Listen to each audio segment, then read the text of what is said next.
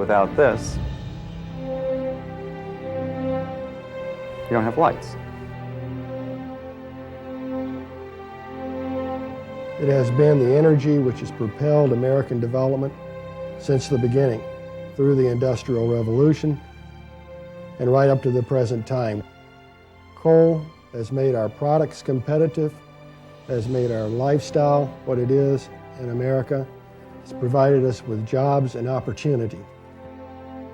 The very first thing people need to think about when they think about coal is that when they turn on a light, cook a meal, watch television, this is where the electricity comes from.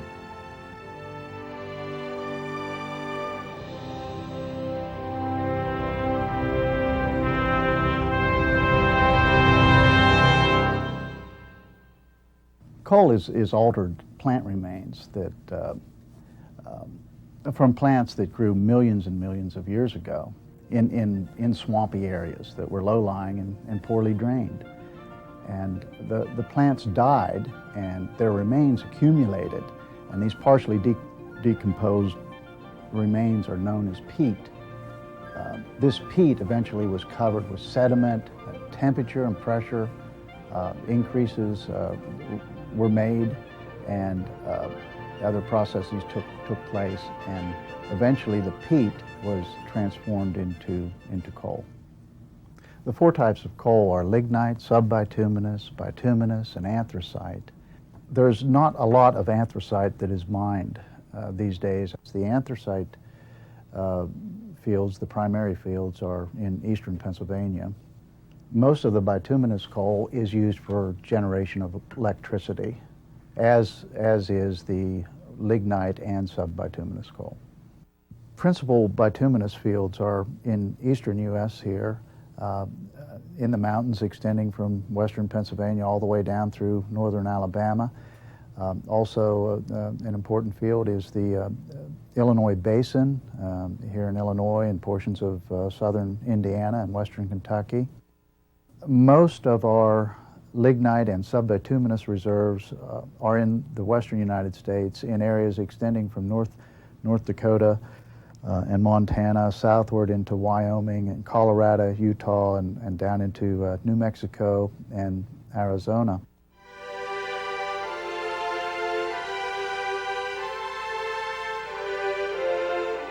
Surface mines utilize large equipment, dozers, shovels, drag lines to remove the rock above the coal.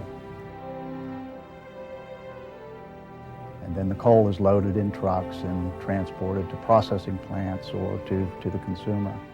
Deep mining, in deep mining, the coal is mined by men and machines working underground, often usually with continuous miners, which are large machines which grind the coal and also load it into shuttle cars or flexible conveyor systems at the same time, and then it is transported on other belt systems to the outside.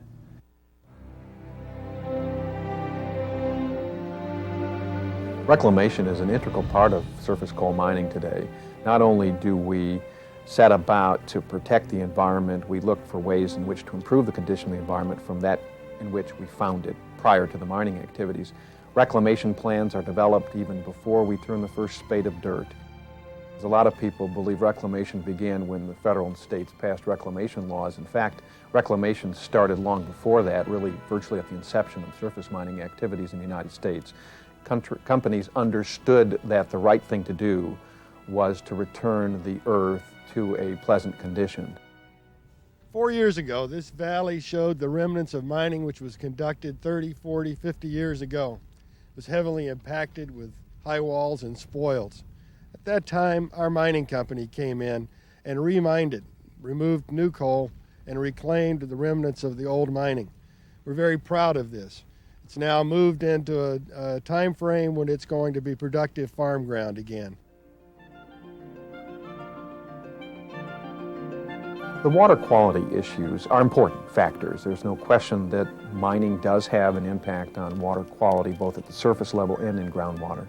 We scrupulously investigate those potential impacts before we mine, and then monitor it through the mining process and then after mining to make certain that there are no adverse lingering environmental or water quality problems. The utility industry has spent hundreds of billions of dollars over the last 20 to 30 years on environmental controls, particularly for the control of air emissions. Today, those emissions, for example, of sulfur dioxide have been cut in half from what they were 20 years ago. Nitrogen oxides have been cut by 35 to 40%. Particulate matter, which is the visible smoke that you can see, has been virtually eliminated. The electrostatic precipitators remove 99.8% of the particulate matters that otherwise would have been emitted. So that smoke that you see today in most cases is nothing more than water vapor. The mining industry today has exceeded its mandate, its legal mandate, in terms of environmental protection, and the successes in environmental protection have become a very significant part of the pride that we take in our industry.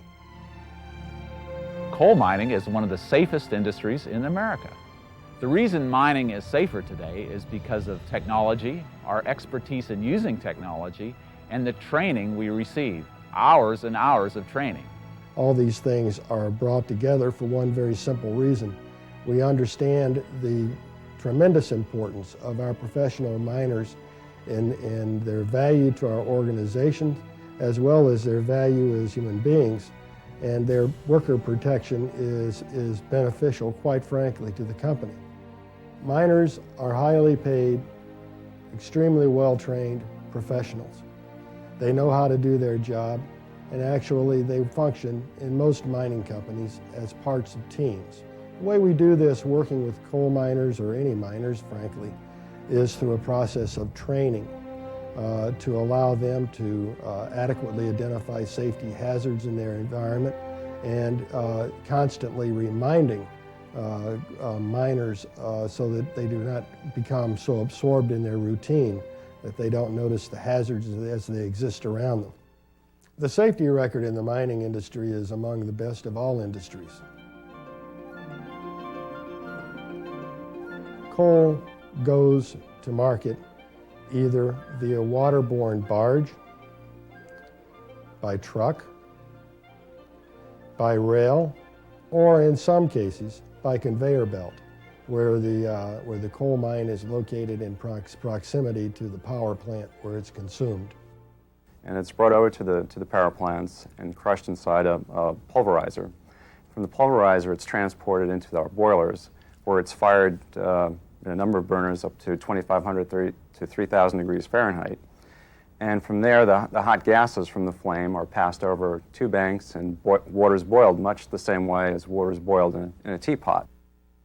So the water that's been boiled off into steam is conveyed to what we call a steam turbine, and there it's expanded. And the steam turbine is connected to a generator, it's spinning, and the generator actually generates the power. I'd like to use the analogy of a teapot, where you put a teapot on a tea kettle on a stove, and you boil water. Water boils, comes out, so the steam's expanding, and if you would imagine connecting a turbine, or putting a turbine in the stream of the steam, and if that was spinning and connected to a generator, it would generate power.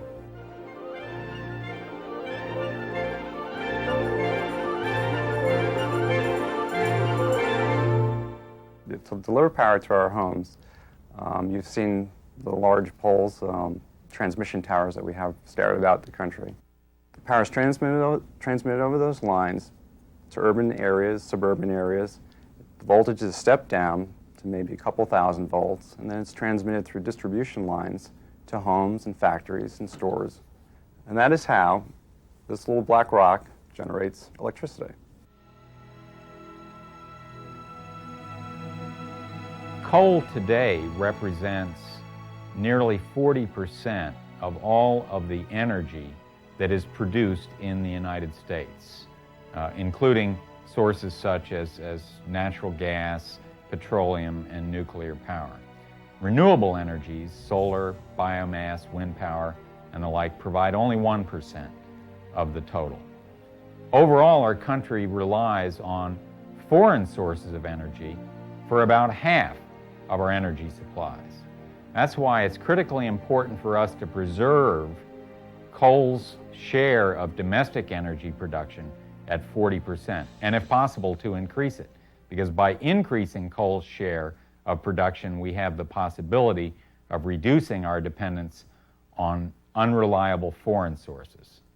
Think about what coal is used for. Coal produces electricity.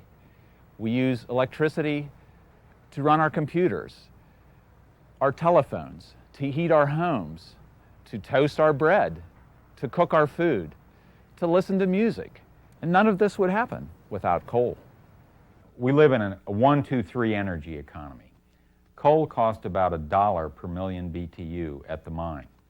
Natural gas costs $2 per million BTU at the wellhead, and oil costs about $3 per million BTU. Now, if we were to lose coal, which is our lowest cost source of energy, we would have to depend instead on $2 or $3 fuels, many of which are imported to this country. The bottom line is that for a consumer who typically pays $50 a month for an electric bill, without coal, that bill goes to $100 or more.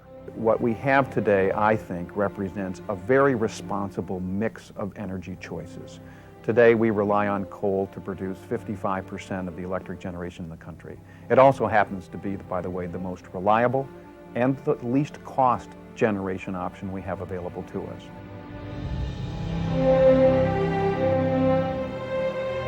The very most common use of coal is for electric power.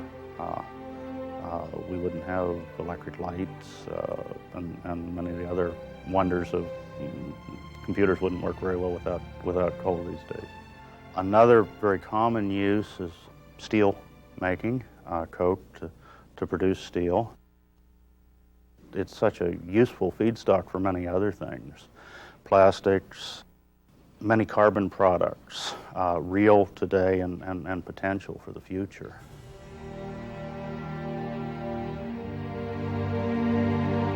There are about 50,000 direct coal mining jobs in this country, and of course hundreds of thousands of jobs in communities across the country are directly dependent upon the mining industry.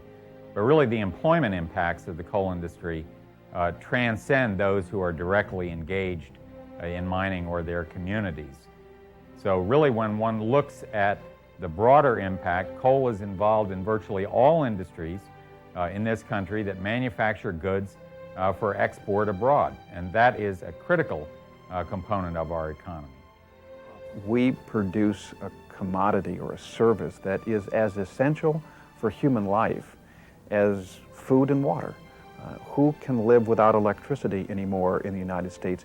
And because of the increased electrification of our society, we have a growing and prosperous economy that's providing well-paying jobs to millions of Americans and giving us a quality of life that is the envy of the world. Coal will always have a strong role in the United States economy. Coal is very important. It's used to generate 55% of our electricity. How much we use in the future will depend on various factors such as government regulation, competition from other energy sources, and the development of new technologies. The greatest enemy of the environment is poverty. Easily, coal is able to open economic opportunity to people around the world, to create better jobs, to create businesses and industries which consume vast amounts of electricity and need to have the lowest possible cost in order to compete. It's a necessity. It's a matter of national security. It's a matter of living well in this country. Oh, absolutely, there's a future for coal.